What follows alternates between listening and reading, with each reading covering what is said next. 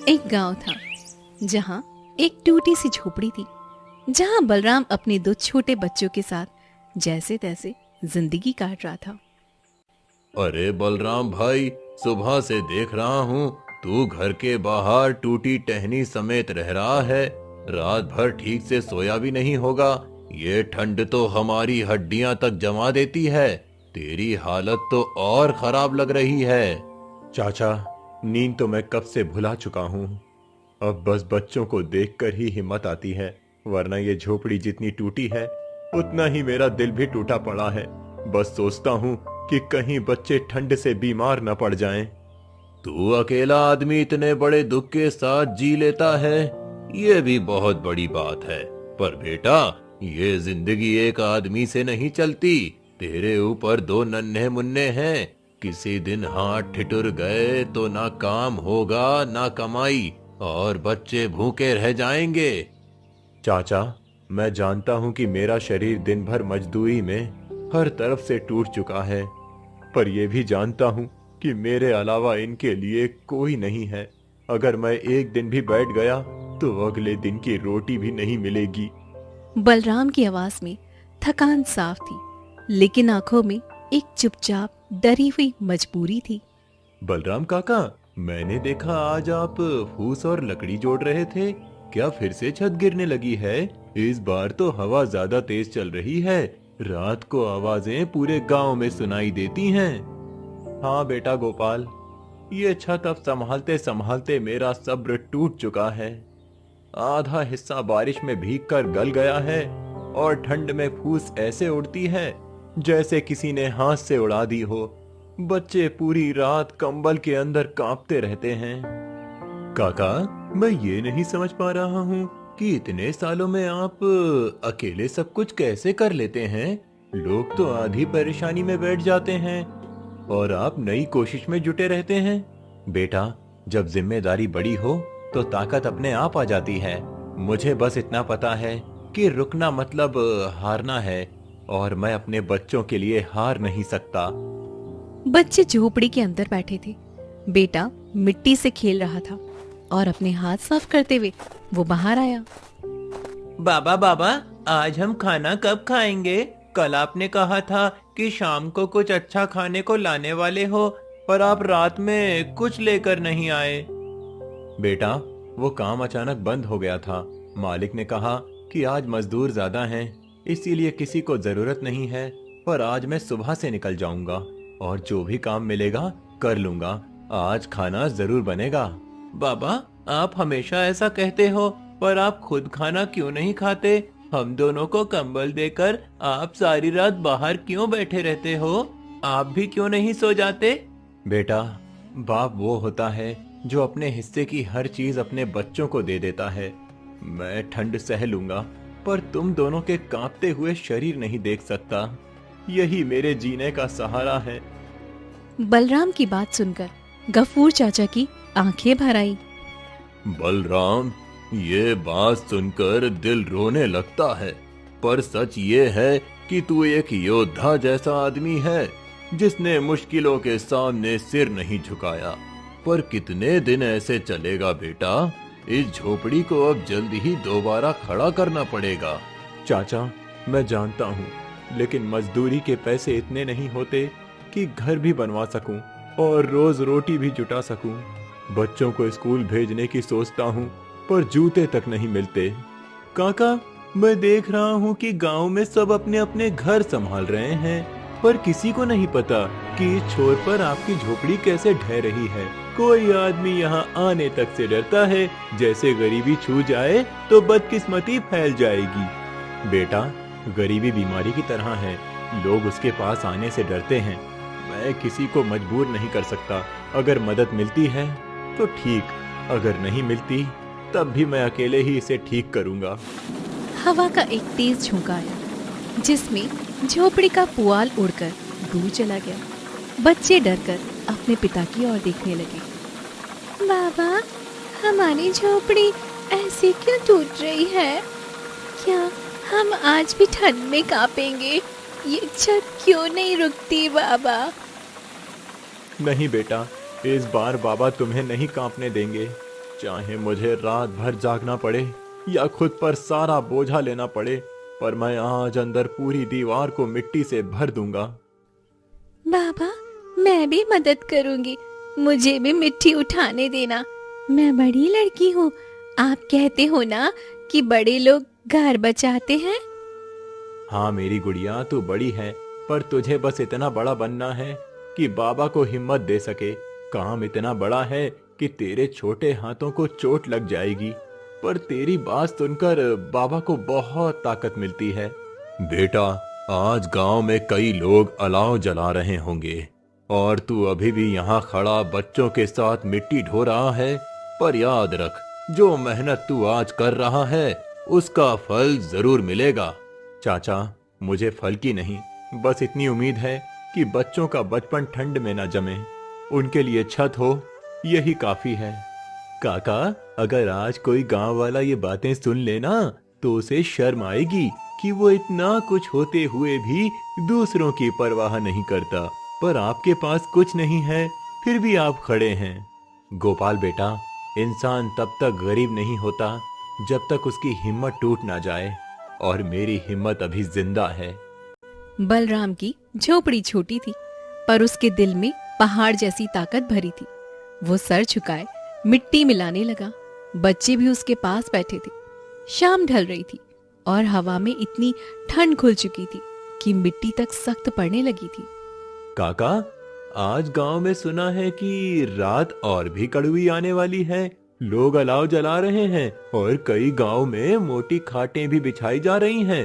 पर मैं सोच रहा हूँ कि आपकी रात इस झोपड़ी में कैसे गुजरेगी। बेटा, अगर आज ठंड ज्यादा आएगी तो हम भी ज्यादा हिम्मत दिखाएंगे। जिंदगी कभी सर पर हाथ नहीं फेरती, हर बार थप्पड़ ही मारती है, पर मैं हर थप्पड़ के बाद उठता हूँ, यही मेरी आदत है। बलराम, आज मैंने अपने हिस्से का थोड़ा सा सूखा फूस इकट्ठा किया है, शायद तेरे काम आ जाए। पर बेटा, इतना बता दे, रात गुजर पाएगी कि नहीं? ये हवा तो जैसे पहाड़ फाड़ कर आ रही है। चाचा, आपकी दुआ ही काफी है। अगर फूस मिल गया तो मैं उसे दीवार के छेदों में भर दूंगा। कम से कम बच्चों पर हवा सीधी नहीं लगेगी। उनकी कांपती सांसें मुझे चैन नहीं लेने देती। ठंडी हवा इतनी तेज चल रही थी कि झोपड़ी का पुआल हर झोंके के साथ थोड़ा थोड़ा उड़ रहा था। बाबा, ये दीवार क्यों हिल रही है? क्या ये गिर जाएगी? बाबा, क्या हम फिर बाहर भागेंगे? नहीं बेटा, आज बाबा दीवार को खुद थाम कर खड़ा रहेगा। अगर जरूरत पड़ी तो सारी रात इस दीवार के साथ खड़ा रहूंगा, पर तुम्हें कुछ नहीं होने दूंगा। मेरे रहते तुम पर ठंड की एक सुई भी नहीं चुभेगी। अरे बलराम भाई, मैंने सुना आज हवेली में बड़े बड़े लोग आए हैं और उन्होंने नदी के पास लंबी दीवार खड़ी की है ताकि हवा ना लगे। पर तेरी झोपड़ी का तो हाल देखकर डर लगता है। तुझे बच्चों को लेकर कहीं और चले जाना चाहिए। दीदी, अगर मैं दूसरों के दरवाजे जाऊंगा तो मदद नहीं, तरस मिलेगी, और तरस की गर्माहट 2 पल की होती है। मुझे अपना घर खुद ही संभालना है, चाहे इसकी मिट्टी सिर पर ही क्यों ना टूट पड़े। काका, मैं आपकी बात समझ सकता हूँ, पर सच ये है कि आज की रात किसी तूफान से कम नहीं होने वाली। अगर झोपड़ी का एक और हिस्सा टूट जाए तो तुम तीनों का यहाँ रहना बहुत खतरनाक है। बेटा, घर चाहे टूट जाए, पर इंसान अगर टूट जाए तो फिर कभी खड़ा नहीं हो पाता। मैं पहले अपने दिल को संभालूंगा और फिर इस झोपड़ी को। बच्चे मेरे पास हैं तो दुनिया की कोई ठंड उन्हें मुझसे छीन नहीं सकती। हवा इतनी ठंडी हो चुकी थी कि अंदर रखा पानी जमने लगा था। बाबा, मेरी उंगलियां बहुत ठंडी हो गई हैं। मैं इन्हें हिला नहीं पा रही हूँ बाबा। ये ठंड, ये मुझे काट रही है। गुड़िया, बाबा के पास आजा। देख, मैं तुझे अपनी बाहों में ले लेता हूँ। ये ठंड तेरे पास आएगी तो पहले मुझे चुभेगी। तुझे कुछ नहीं होने दूंगा, चाहे खुद बर्फ बन जाऊं। बेटा, जब भी तुम्हारी बातें सुनता हूँ दिल भर आता है, पर एक गरीब आदमी की मजबूरी की भी हद होती है। ये झोपड़ी तेरी हिम्मत संभाल लेगी, मगर हवा की मार नहीं रोक पाएगी। चाचा, हवा की मार रोकने वाला इंसान नहीं, उसकी हिम्मत होती है, और मेरी हिम्मत सामने बैठी है। ये दो छोटी सांसें अगर ये जिंदा रहेंगी तो मैं हर ठंड, हर तूफान से लड़ूंगा। झोपड़ी की छत अचानक से आवाज करती है और ऊपर छत गिरने लगती है। बाबा, छत टूट रही है। बाबा, ये हमें दबा देगी। डर मत बेटा, मैं यहाँ हूँ। पहले तुम दोनों को हटाता हूँ, मैं अकेले इस छत को रोक लूंगा। तुम बस दीवार के उस कोने में खड़े रहो जहाँ हवा कम आती है। काका, मैं बाहर से लकड़ी लाता हूँ, छत को सहारा देंगे, नहीं तो ये छत सच में गिर जाएगी। मैं अकेला हूँ पर कोशिश कर सकता हूँ। नहीं बेटा, तू अपनी जान खतरे में मत डाल। इस घर की हर दीवार मुझे पता है, कौन सा हिस्सा कितना कमजोर है। मैं इसे अपने हाथों से थाम सकता हूँ। बस मुझे बच्चों को बचाना है। बलराम, अगर तू इस हालत में अकेले खड़ा रहेगा तो गिर जाएगा। हवा किसी को नहीं छोड़ती। अंदर जाकर बैठ जा और सुबह होते ही कोई उपाय निकालना। दीदी, तुम सब शायद समझ नहीं रहे। माँ बाप का काम छत ढूंढना नहीं, छत बनना होता है। और आज की रात मैं खुद अपने बच्चों की छत बनूंगा, चाहे मुझे हवा कितनी भी चोट पहुंचाए। अचानक दीवार में एक बड़ा सा छेद बन गया और ठंडी हवा सीधा अंदर घुस आई। बाबा, ये हवा मुझे काट रही है। मैं बहुत डर रही हूँ बाबा। गुड़िया, बाबा यहाँ हैं, डरो मत, मेरे पास बैठ जा। ठंड अगर एक कदम अंदर आएगी तो बाबा उसे 10 कदम पीछे धकेलेगा। बेटा, अब और मत रुको, बाहर बरगद का पेड़ है, उसके नीचे जगह थोड़ी सुरक्षित है, कम से कम छत नहीं गिरेगी। तुम तीनों अभी वहीं चले जाओ, वरना ये झोपड़ी किसी भी वक्त ढह जाएगी। चाचा, लगता है तुम ठीक कह रहे हो। अगर मैं और देर रुक गया तो ठंड से नहीं, गिरती हुई दीवार से बच्चे मर जाएंगे। चलो बच्चों, अब हम बाहर चलेंगे। आज की रात पेड़ के नीचे कट जाएगी। बाबा, बाहर तो और ज्यादा ठंड है, हम कैसे रहेंगे? बेटा, जहाँ पिता की बाहें छत बन जाएं, वहाँ ठंड भी पैर पीछे खींच लेती है। चल मेरे साथ। बलराम बेटी को पीठ पर बांधकर और बेटे का हाथ पकड़कर टूटी झोपड़ी से बाहर निकल गया। हवा से शरीर कांप रहा था, मगर उसके कदम रुक नहीं रहे थे। काका, हिम्मत रखना, कल सुबह मैं फिर आऊंगा, जो हो सकेगा करूंगा, बस रात पार कर लो। बस दुआ कर देना, यही काफी है, बाकी लड़ाई मैं खुद लड़ लूंगा। बलराम तीनों को लेकर अंधेरे और ठंड में बरगद के पेड़ की ओर बढ़ा। रात गहराती जा रही थी और ठंड और भी ज्यादा तेज होती जा रही थी। काका, तुम तीनों पेड़ के नीचे आकर बैठे भी नहीं, और बच्चों की हालत देखो। मैं समझ गया हूँ कि ये रात किसी सजा से कम नहीं होने वाली है। तुम बस हिम्मत मत हारना। बेटा, मैं हिम्मत मरने तक नहीं छोड़ूंगा, पर सच ये है कि आज हवा मुझे भीतर से काट रही है, जैसे किसी ने मेरी हड्डियों को पकड़कर मरोड़ दिया हो। फिर भी मैं बच्चों की वजह से खड़ा हूँ। बाबा, ये पेड़ तो बड़े हैं, पर हवा तो इधर भी आ रही है। मेरे हाथ सुन्न हो रहे हैं, मैं हिल भी नहीं पा रहा। बाबा, बेटा, बाबा की पीठ पर सर रख ले, मेरी सारी सांसें तुझे गर्म रखेंगी। तू बस सोने की कोशिश कर, मैं सारी रात तेरे ऊपर ढाल बनकर बैठा रहूंगा। बलराम भाई, सुना है आज पहाड़ों पर बर्फ गिरी है, इसलिए इतनी ठंड बढ़ गई है। बच्चे तो छोटे हैं, ज्यादा देर बाहर रहना ठीक नहीं है। तुम वापस झोपड़ी की तरफ चलो, शायद वहाँ कोई कोना मिल जाए। दीदी, झोपड़ी अब दीवार नहीं, मौत का गड्ढा बन चुकी है।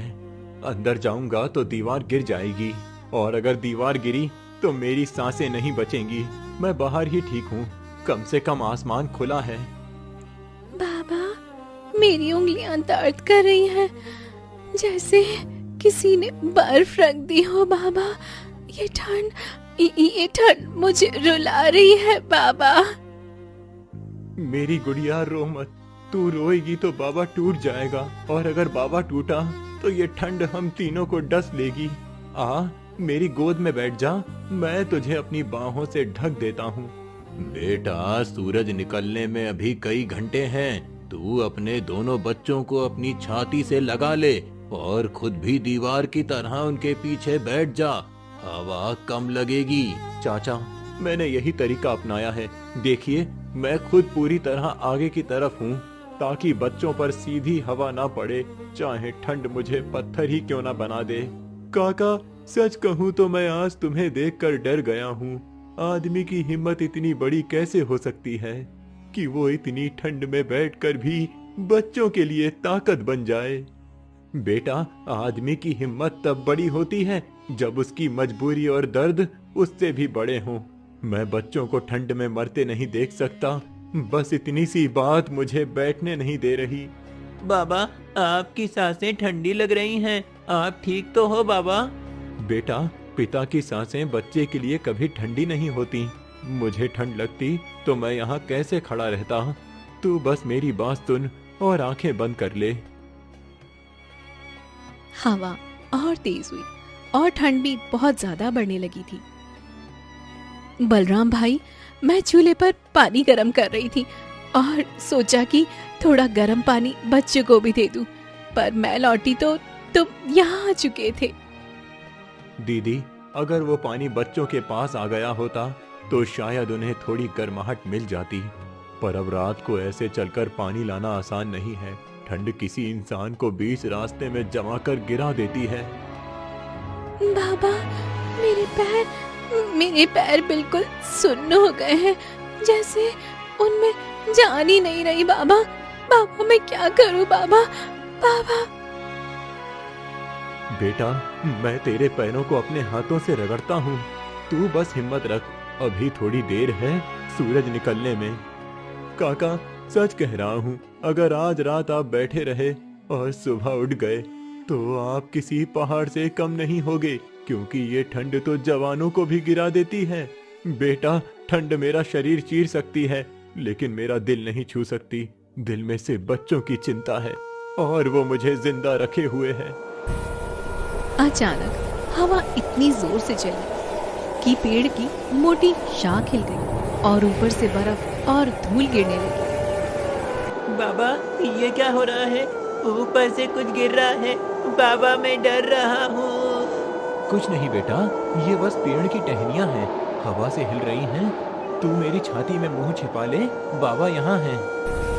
बेटा, रात अपनी पूरी ताकत के साथ लग गई है, लेकिन तू भी अपनी पूरी हिम्मत लगा दे। तू सुबह तक डटा रहे तो ये रात तेरे सामने झुक जाएगी। चाचा, मैं झुकने के लिए नहीं पैदा हुआ हूँ। ठंड मुझे गिराने आई है, पर मैं बच्चों के लिए खड़ा रहूंगा। जब तक मेरी सांसें चलेंगी, मैं इन दोनों को जिंदा रखूंगा। बाबा, क्या सुबह जल्दी आएगी? बाबा, बोलो ना बाबा। हाँ मेरी गुड़िया, सुबह बस होने वाली है। तू थोड़ी देर सहले, मैं हूं ना तेरे साथ। बलराम की सांसें भारी हो चुकी थी, लेकिन बच्चों के सर उसके सीने पर टिके हुए थे और वो पूरी ताकत से उन्हें ढक रहा था। काका, तेरी आंखों में नींद नहीं दिख रही, क्या शरीर जवाब दे रहा है? बेटा, शरीर तो कब का जवाब दे चुका है, वरना ये कांपना क्यों रुकता? नहीं, पर मैं गिरूंगा नहीं। जब तक ये दोनों मेरे पास हैं, तब तक कोई मुझे जगा नहीं सकता। आधी रात होने को थी। हवा इतनी ज्यादा तेज हो गई थी कि पेड़ की टहनियां भी डराने लगी थी और बलराम के बच्चों की सांसें कांपते हुए उसके कंधे में धंस गई थी। काका, मैं पेड़ के पीछे खड़ा हूँ और देख रहा हूँ कि हवा जैसे किसी जानवर की तरह गूंज रही है। ऐसा लगता है कि अगर कोई इंसान अकेला खड़ा हो तो डर के मारे खड़ा भी ना रह पाए। तुम तीनों यहाँ कैसे टिके हो? बेटा, डर तो है, पर डर से बड़ी चीज ये दोनों बच्चे हैं। अगर मैं डर गया तो ये तुरंत टूट जाएंगे। मेरा डर मेरी जिम्मेदारी से छोटा है, इसीलिए मैं हिलूंगा नहीं, चाहे हवा कितनी भी तेज क्यों ना चल जाए। बेटा, मैं अभी झोपड़ी के पास गया था। आधा हिस्सा पूरा गिर चुका है, मिट्टी और फूस का ढेर बन गया है। अगर तुम वहाँ होते तो दीवार सीधा तुम पर गिरती। तुमने सही किया बाहर आकर। बाबा, क्या हमारी झोपड़ी सच में पूरी गिर गई है? क्या हम वापस नहीं जा सकते? बाबा, हमारा घर कहाँ गया? बेटा, घर मिट्टी का होता है पर परिवार इंसान का, और जब परिवार हाथ पकड़कर खड़ा रहे तो घर हम फिर बना लेते हैं। तू बस इतना जान कि बाबा तुम्हें कभी बिना छत के नीचे नहीं छोड़ेंगे। बलराम भाई, मैं देख रही हूँ कि ठंड तुम्हारे होठ तक नीले कर रही है। अगर तुम ऐसे ही बैठे रहोगे तो सुबह तक तुम्हारा शरीर जवाब दे जाएगा। तुम अपनी सांसें बच्चों पर भारी कर दोगे। दीदी, मेरी सांसें चाहे धीरे चलें पर बच्चों की धड़कनें तेज रहनी चाहिए। अगर मुझे बैठने से खतरा है तो ठीक है, पर मैं उनके ऊपर से एक पल भी नहीं हटूंगा। आज की ये रात मेरे लिए आखिरी हो सकती है, पर इनके लिए नई शुरुआत होगी। बाबा, हवा मुझे छूकर चुभती है, जैसे कोई सुई लगा रहा हो। मैं बहुत थक गई हूँ बाबा, सो भी नहीं पा रही हूँ। मेरी गुड़िया, तू मेरी बाहों में सिर रख दे, हवा तुझे नहीं छुएगी। चाहे हवा पूरी दुनिया को चीर दे, पर तुम्हें मेरे पास आने की इजाजत नहीं है। मैं उसे रोक लूंगा। काका, तुम्हारे शब्द सुनकर लगता है कि आदमी जब मजबूरी में होता है तब वो इंसान नहीं पहाड़ बन जाता है।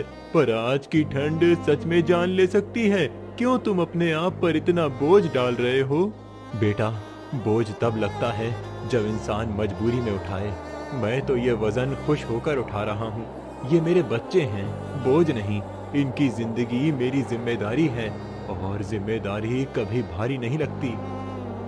अचानक हवा का इतना तेज झोंका आया कि पेड़ की सबसे मोटी टहनी तक हिल गई और दूर बलराम की झोपड़ी का आखिरी बचा हिस्सा भी गिरने लगा। बाबा, वो आवाज क्या थी? वो हमारे घर का बचा हुआ हिस्सा भी गिर गया। बाबा, क्या अब कुछ भी नहीं बचा? हाँ बेटा, वो आवाज घर की थी, पर घर का गिरना इंसान को नहीं गिराता। घर जाता है पर इंसान दोबारा बनता है। तुम दोनों जिंदा हो, बस यही मेरा घर है। बाकी मिट्टी वापस जुड़ जाएगी।